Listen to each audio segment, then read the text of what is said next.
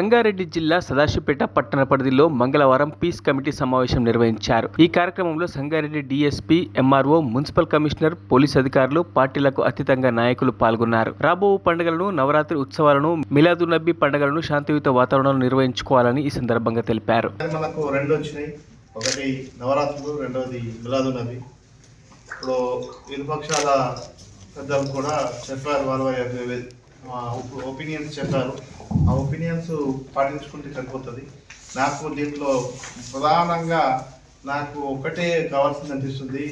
ఇప్పుడు ఇక్కడ ఉన్నటువంటి పెద్దలందరికీ కూడా ఒక రిక్వెస్ట్, పోలీస్ తరఫున ఒక కమిటీ అనేది గతంలో ఉండే, కానీ కొన్ని కారణాల వల్ల, వివిధ కారణాల వల్ల అది మధ్యలో నిలిచిపోయింది. కాబట్టి ఇప్పుడున్న ఇక్కడ ఉన్న అందరికీ రిక్వెస్ట్ ఏంటంటే సాధ్యమైనంత తొందరగా ఈసారి ఆ కమిటీని ఫామ్ చేసి ఆ కమిటీ ఆధ్వర్యంలో ఈ నవరాత్రులని మనము ప్రోగ్రామ్స్ని, ఉత్సవాలు నిర్వహిస్తే మంచి సక్సెస్ వస్తుంది.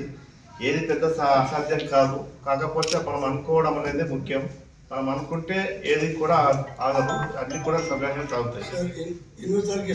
పెద్ద వినాయకుడు అనేది ప్రతి ఒక్కరు ఇక్కడ కూర్చుంటే వాళ్ళు ప్రతి ఒక్క వినాయకుడు చెప్పేసి అందరూ ఆ రోజు 10 గంటల ఇక్కడ రావాలని చెప్పేసి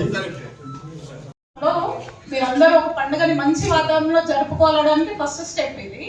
సో సిఏ గారి మీటింగ్ సక్సెస్ అయిందని నేను అనుకుంటున్నాను. ఎందుకంటే పెద్దవాళ్ళు చాలా మంది హామీ కూడా ఇచ్చారు, మేము నిశ్చింతగా ఉండండి, ఇక్కడ ఇంతకుముందు కూడా ఎటువంటి ఘర్షణ లేదు, ఇప్పుడు కూడా కాదు అని. సో మేము నిశ్చింతగా ఉంటాం కూడా.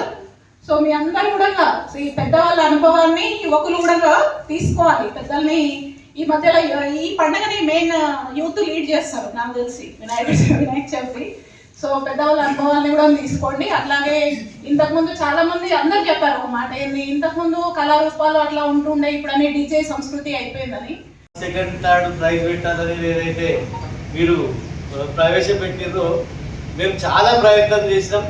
అయితే ఎవరైతే సీరియల్గా తీసుకురావాలని చెప్పి ప్రయత్నం చేస్తే వాళ్ళను అంటే వాళ్ళని సంజాయిషి తీసుకురావాలని చెప్పి చాలా ప్రయత్నం చేస్తే ఇంకా మామూలుగా ఎక్కువ దూకి మరి వాళ్ళు ఫస్ట్ ఏదైతే ఉన్నారో వాళ్ళే లేట్గా రావడానికి ప్రయత్నం చేస్తుంది. ఏదైతే మందిరాలు ఉన్నాయో వాళ్ళే మొదలు వచ్చి టైంకి వస్తుండే, టైంకు తీసుకుపోతుంది. కాబట్టి అది సాధ్యం కాదు. ఒకవేళ సాధ్యమైతే మరి అది ప్రయత్నం చేయాలని చెప్పి మన అందరితో ప్రయత్నం నా నుంచి నేను కోరుకుంటున్నా.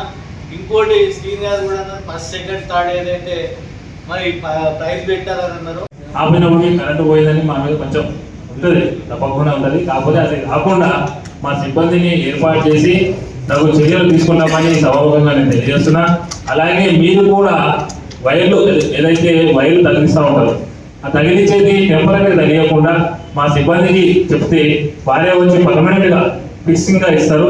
ఏమైందంటే వైర్ తగలడం వల్ల అక్కడ స్పార్క్ వచ్చేసి వైర్లు తెగిపోయే ప్రమాదం ఉంటుంది, దానికి ప్రమాదం కూడా జరిగే అవకాశం ఉంటుంది. కాబట్టి అలాంటివి చేయకుండా మా సిబ్బందికి తప్పనిసరి లైన్ మ్యాన్ ఉండరు, క్షేత్రస్థాయిలో వాళ్ళందరికీ ఇన్ఫర్మేషన్ ఇచ్చి మీరు మరిన్ని అప్డేట్స్ కోసం మా ఛానల్ని సబ్స్క్రైబ్ చేయండి.